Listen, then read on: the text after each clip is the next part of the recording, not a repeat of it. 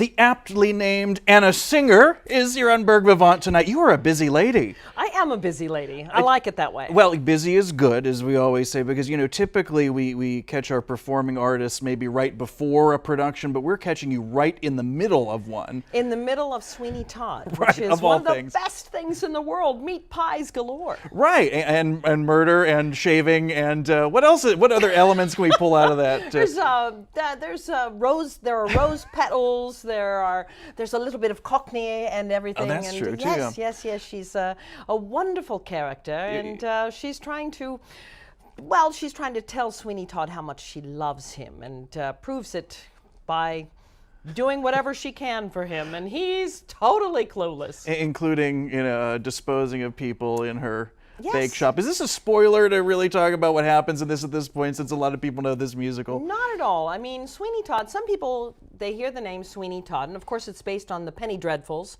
that the Brits created, and they are pretty much into blood and gore and exciting things. I mean, think of Monty Python. Yeah. Not dead yet, not dead yet. I'm still ready to fight. There's a dark humor to it. It's I a dark humor, but there are choices that can be made, and this is a Sweeney Todd that is much more introspective, much more personal. We're not doing a lot of blood and gore. It's you get to really know the characters, and the characters are all very, very special people, and they're all sort of mixed up in this thing. When we first started rehearsing, every time someone would open their mouth, I would be in awe, because the voices are truly amazing. So it's Intimate Opera Festival or Pittsburgh Festival Opera, so you have a vocal background, but then the opportunity to create this wonderful stage show. So that's what I'm curious about, because Sweeney Todd to me always sort of jumped out as a musical, and it's interesting that it's being produced by an opera company, essentially. Well, it is unusual. The piece is very operatic. I think that Stephen Sondheim this is his masterpiece. And when it first opened back in 1979, one of the reviewers ran over to the gentleman who was running the Met at that point and said, "This is an opera. Why aren't you doing this?" And what was his reply? He said, "I couldn't get my hands on it. I tried. But a lot of people reflect on this show and say that it completely changed Broadway at that time. It completely changed their own personal vision of what a musical was and could be. So I think groundbreaking might be a term that we could use. But now, you know, it's become sort of a classic, timeless in a way. It is a classic, and as I mentioned, just such a masterpiece because of the way that he layers the music, and you really do need to be able to sing. Our Sweeney is Verdi baritone, and he uses every bit of that classically trained voice. The amount of tenors in this show, we have Toby, we have Pirelli, we have there's the Beadle, and every single one of them, they have to be able to sing and get up into that upper range. The Pirelli is so amazing because he literally will hold a high C until Sweeney finishes shaving his contestant. So these characters are all incredibly vivid. I mean, the music and singing is one thing, the characterizations are another. And the woman that you play, Mrs. Lovett, does she have a first name? I don't recall. She does, Nellie. Nellie Lovett. I never knew that. Is that in the show, or is that just some background trivia? I'll take care of you. I'm your Aunt Nellie. Oh, over here, okay. Dear one, and I'll take care of you. All and right. That's to Tobias. I learned something there. There's, I think, a couple ways you could examine this woman, whose profession technically is baker, right? She is a baker of meat pies, and when they asked Angela Lansbury to do the role, she was a bit reticent because she said it's not called Mrs. Lovett, it's called Sweeney Todd. Did you have a similar response when you were asked to do this show? Oh, no, because to me, she's a combination of, well, Angela Lansbury, Carol Burnett, just all of those great, funny ladies, pretty much a music hall type of personality. Yeah. She loves life. She feels that she has a big heart. She talks about how big her heart is, and yet her nemesis is always saying, "Come on, dear, have a heart, have a heart." And she can't seem to have a heart for that person, but she wants to create a family. She's always trying to create a family with Joanna and with Tobias and with Mr. T, Sweeney Todd. So it's not all just about chopping people up. It goes a little deeper than that. It's much deeper than that, although those cuts can be pretty deep. So yeah, and rhythmic too. I mean, there's now that I'm thinking about it, there are a lot of opera parallels. There's a lot of opera fodder here. You know, the characters, the music, the drama.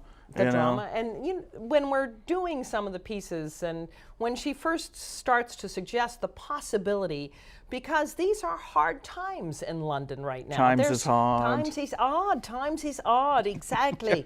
And so why go get rid of this body? Why not take advantage of this opportunity and get rid of our debts and possibly do this? And it's practical to a but degree. then to take that and then create something like Priest, the wonderful duet that ends the first act, which they're laughing and having a ball and talking about Rear Admiral and that's a good I one. prefer General and all sorts of things. So you must be having a good time with this. I'm having a great time. Now, in your extensive musical background, is this a role you've ever tackled before? No. Okay. And when I was asked to do it, it was, I thought, wow, this is going to be a whole different way of approaching a role, because I'm an opera singer. I sing Madame Butterfly, I sing Aida, I sing Salome. These are big dramatic roles. This is a dramatic role, but it's a much lower part. So it's learning how to use, as we say in the Broadway world, a more chest voice and a belt. How do I belt? And it took a long time, but I feel like I'm belting and I feel like it's working. So living in Mrs. Lovett's skin for the last couple weeks, has she changed you? Has she inspired you? Has she given you any recipes? How are you going to leave this production different? Oh, definitely different. I always love it because my husband is so patient with me, because I always bring a little bit of the character home. Oh, yeah. And he's always glad when they're done, because there's just a little too much of, the other day Mrs. Lovett came out and there's a point in the show where she just goes, wait! And I kind of did the same thing at home.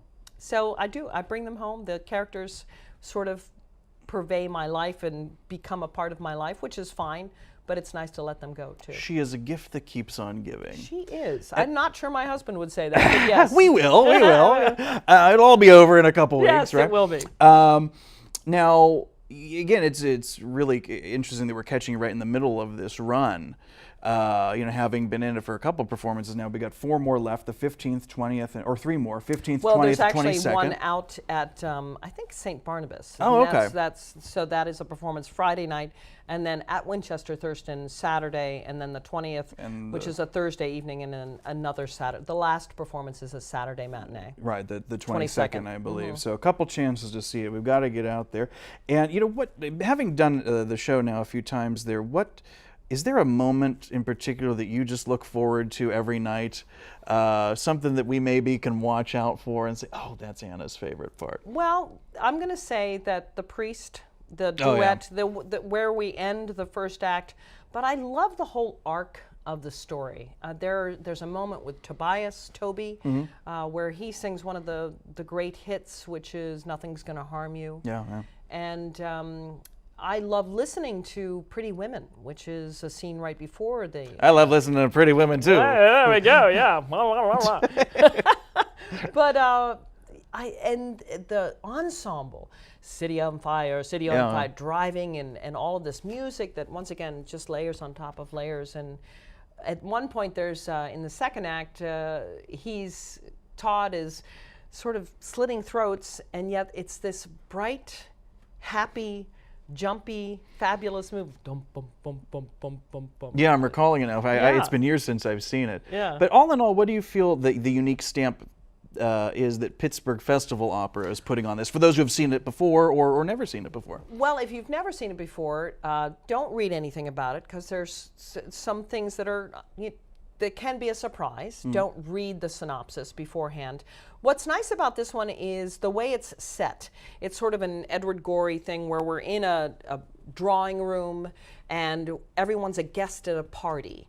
So that's the way, and we're telling the story. So we're pulling you into the story. So there are chairs that are used to create these scenes, and so members of the ensemble participate in the scenes and are watching the story as it goes on. And as I mentioned, it's not gory. We don't have blood everywhere. We actually do use rose petals or red to signify what happens. So you do get to learn about and get to know the characters much more, I think, instead of being turned off by sort of the subject matter. Very good. Well, we wish you the best on your remaining performances, and hopefully we'll all be able to get there and see it. We've got the 15th, 20th, and 22nd of July at Winchester Thurston School, and then additional one out at St. Barnabas. We'll have the information for that tacked onto the video.